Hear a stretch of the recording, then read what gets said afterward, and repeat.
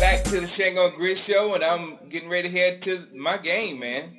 Man, you got to be excited, dude. Ready to pack up, head to Cowboys Stadium, get a little, real action instead of on TV. Yes, yeah, exactly. Because I went to that preseason game. It was barely any action, barely any electricity in the stadium or anything. But this time, get all that energy. And last year I was there when we beat the Colts. Ah, so you are the bringer of victory. So I'm the bringer of good things to Dallas. All right. First of all, we're gonna do. How did they look last week, man, against these Minnesota Vikings, man? It was awesome, right? Well, Adrian Peterson, I mean, he is the real deal. Yeah. You talk about a back with, speed, size, vision, good balance. I mean, he just got the whole package.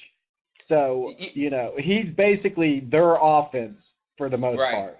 Right, and I knew he was going to do this because I remember draft day and I saw Minnesota getting AD. I was like, ooh, because putting that with another already good back, that can create a great backfield, plus the offensive line they got there. Because all you have to do is have a decent to a good offensive line if you're a great running back, and your stats can be all over the place. Yeah, they do a good job of using him too. I mean, they get him out there. They get him in situations and plays that he obviously likes. And that offensive line, they'll block to one side, but watch out because if Adrian sees the backside open, he'll immediately take it, and he can outrun your pursuit. He can get there, exactly. So you have to stay home on the backside. Yeah. God, I want one of those, man. When can we get one of those? McFadden next year? Exactly. No, Cleveland's screwing everything up. What is Cleveland doing, man? I know, man. Anderson needs to get out there somehow. We need to get Derek Anderson from behind that quarterback position. We had such a great plan laid out. I mean, it was perfectly laid out. Trade, get that pick, choose McFadden, Super Bowl. Cleveland's messing with it. Even the dog is mad at Cleveland, man. Exactly. I know. No, he's pumping them up. He said, where the dog's at? The dog pound? Oh, okay. So he's with them, man. He's with them. Yeah. Hey. All right. Now, our D against first of all, I want to say about the offensive line before we go. That left side they're monsters. I mean, they're Hutchinson, McKinney at tackle, and Burke. They will move anything out. So what do our defense need to do to stop that, from coming from that side? Use some quickness because they like to kind of run the zone blocking scheme on plays where they just all move to one side. The back waits patiently for the hole to open, and once he sees that little gap, boom, shoot through it. So the Cowboys on the front side of the play need to use quickness to shoot the gaps between that zone blocking scheme. Right. Get into the path of the running back, make him change directions, and then stay home on the backside. That to me is the best way you can play them. And of course, since they have no real passing game, you definitely roll up your linebackers and your safeties to the line, and everybody's in run support. Right. I was thinking maybe, put 10 in the box and put T. New in the backfield just in case any passes come. Right, and don't even worry because when the passes come, half the time their receivers drop them. Exactly. I mean, we think we have problems with drops. Exactly. I watched them drop like 5 balls last week that were easily catchable. They're not a good squad. So I say I was listening to Wade, and Wade said we need to jump on top of them quickly. And I think that's what we're going to do. We're going to jump on top of them quickly and then let them see how much they have faith in their running game to stick with it throughout the game. All right, I'm all for that. All right, now, what do we need to do on offense to that defense?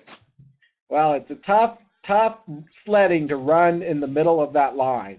I mean, the Williams brothers are in there, and they are open for business. Yeah. So do not run to the middle, at least early in the game. I'd like to get out on the edges and make those guys run side to side, tire them out a little bit so that later in the game maybe you can get somewhere on them. And I also like the idea of what the Bears did occasionally was they would have a guard or a tackle block down in addition to a center on that guy.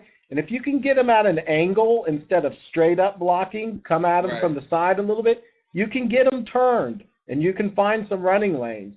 So I would do a lot of, get to the edges, try to do some down blocks on those defensive tackles and pull some of, pull either Kosher or Leonard Davis to whatever side you're running, take your chances there.